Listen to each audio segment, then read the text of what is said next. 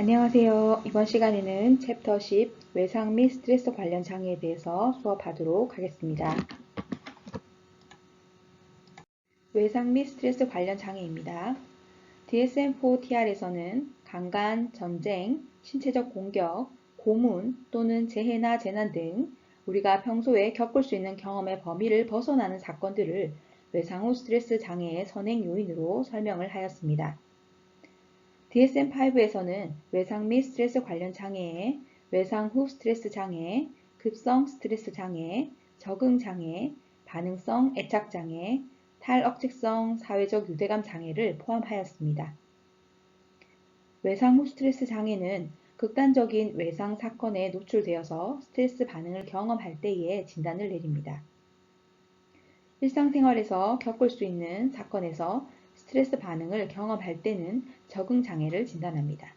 예를 들면 이혼이나 실패나 거부가 있습니다.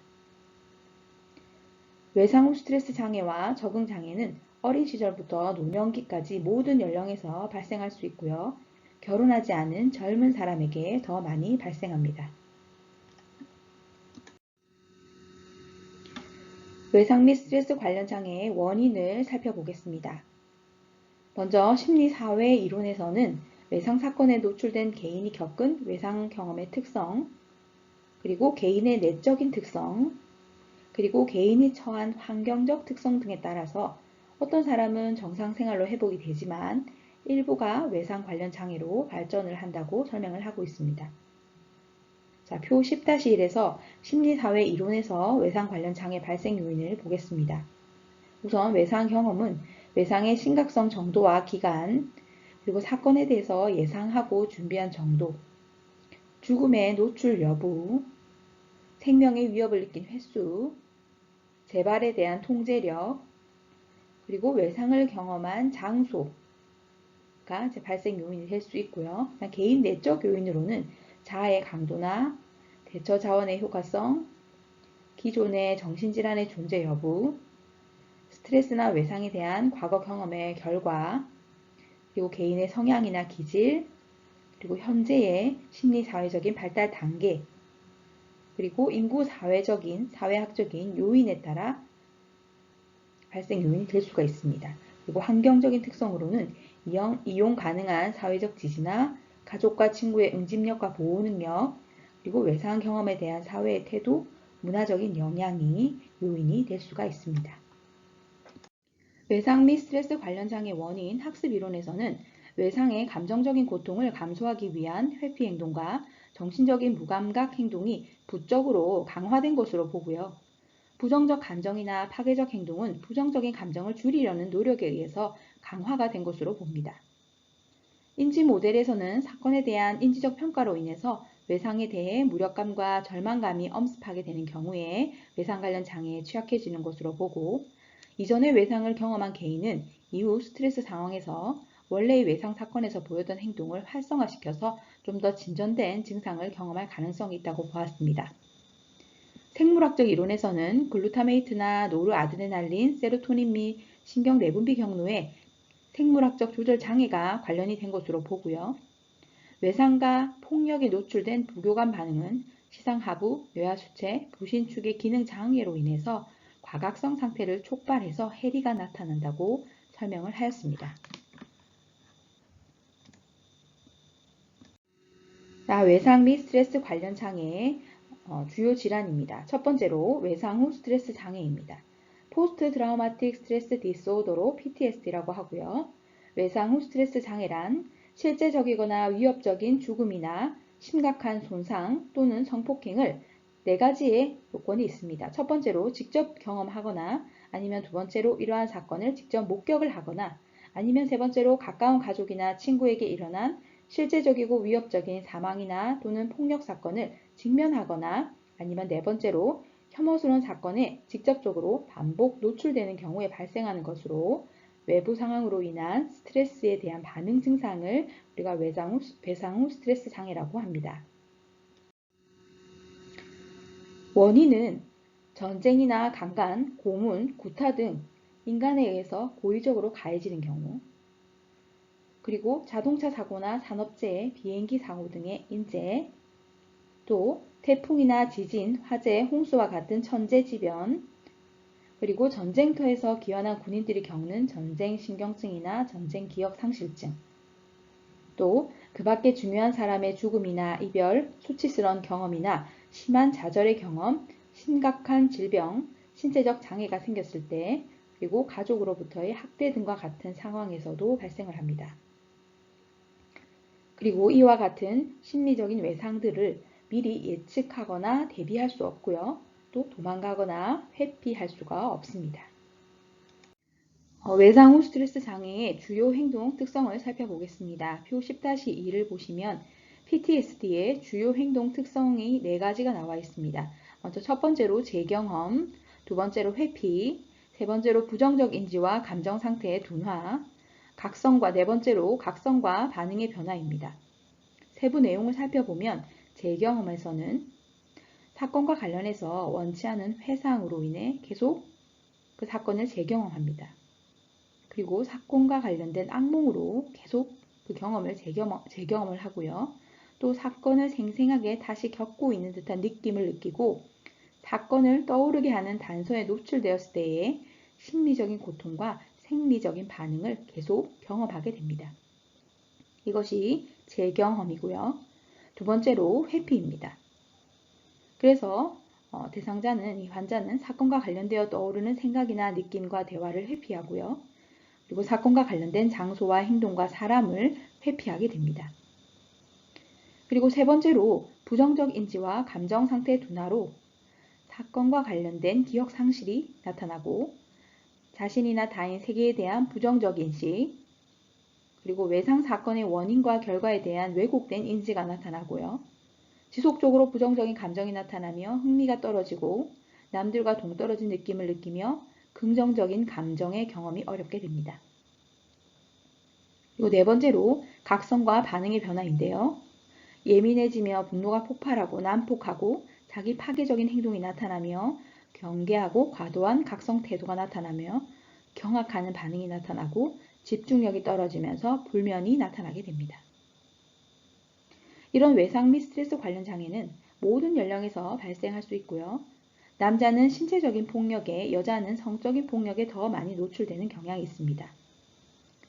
증상은 1개월 이상 존재해야 되고 사회적, 직업적 기능에 상당한 지장을 초래한 경우에 진단을 합니다.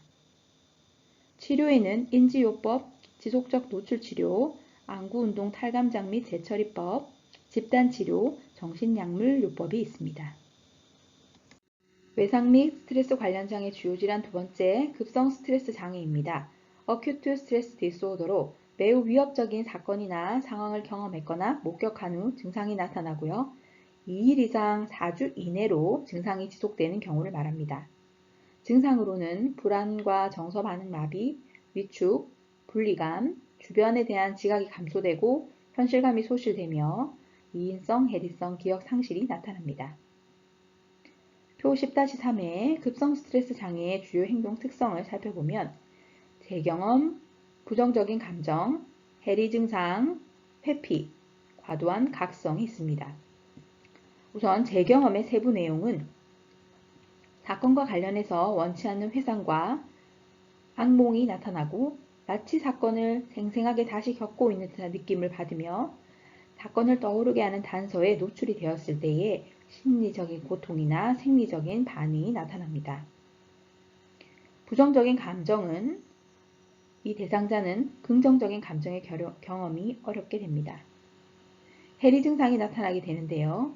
주변에 대한 현실감의 변화, 비현실감이나 인증이 나타나고 사건과 관련한 기억상실, 해리성 기억상실이 나타나게 됩니다. 그리고 회피의 행동 특성이 나타나는데 사건과 관련되어 떠오르는 생각이나 느낌, 대화를 회피하고 또 사건과 관련된 장소나 행동, 사람을 회피하게 됩니다. 그리고 과도한 각성으로 불면과 예민한 행동이나 분노가 폭발하거나 과도한 각성, 난폭함, 또한 자기 파괴적인 행동, 그리고 집중력이 저하되거나 경악하는 반응이 나타날 수가 있습니다. 외상 및 스트레스 관련 장애 주요 질환 세 번째 적응장애 Adjustment Disorder입니다.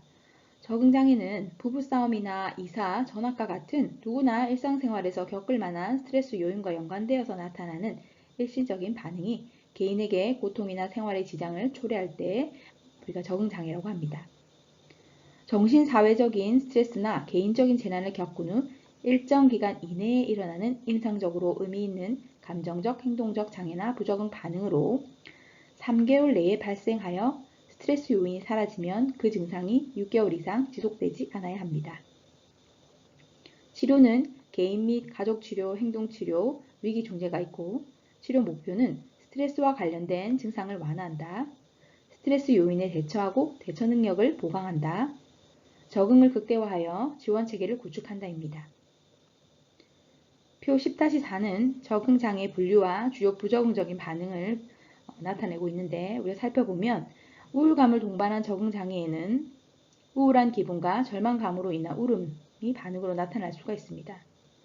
불안감을 동반한 적응장애에는 신경과민과 걱정, 초조가 우리가 부적응적인 반응으로 나타나고요. 우울과 불안감을 동반한 적응장애는 우울한 기분과 불안 증상이 동반됩니다.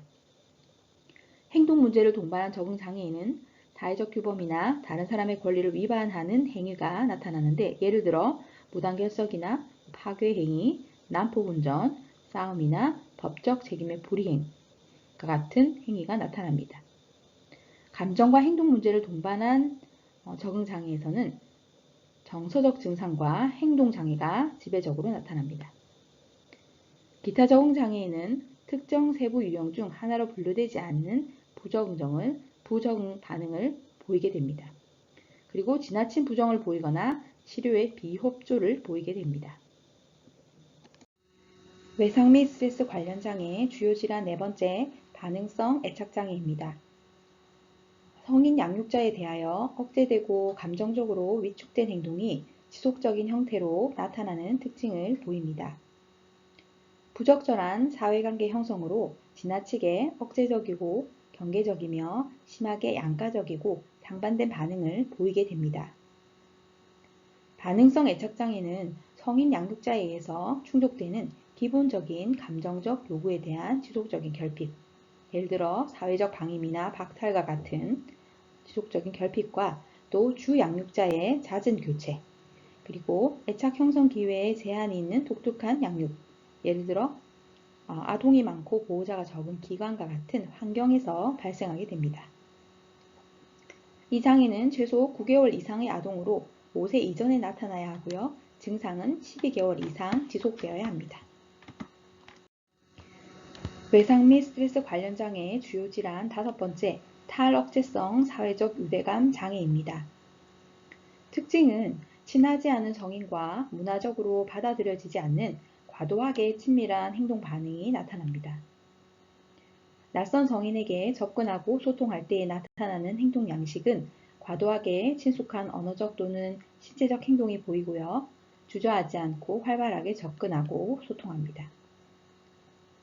탈억제성 사회적 유대감 장애 또한 성인 양육자에 의해서 충족되는 기본적인 감정적 요구에 대한 지속적인 결핍과 주 양육자의 잦은 교체, 애착 형성 기회에 제한이 있는 독특한 구조의 양육 환경에서 발생하게 됩니다. 이 장애는 최소 9개월 이상의 아동으로 증상은 12개월 이상 지속되어야 합니다. 외상 및 스트레스 관련 장애의 간호 과정입니다. 먼저 첫 번째로 간호 사정입니다.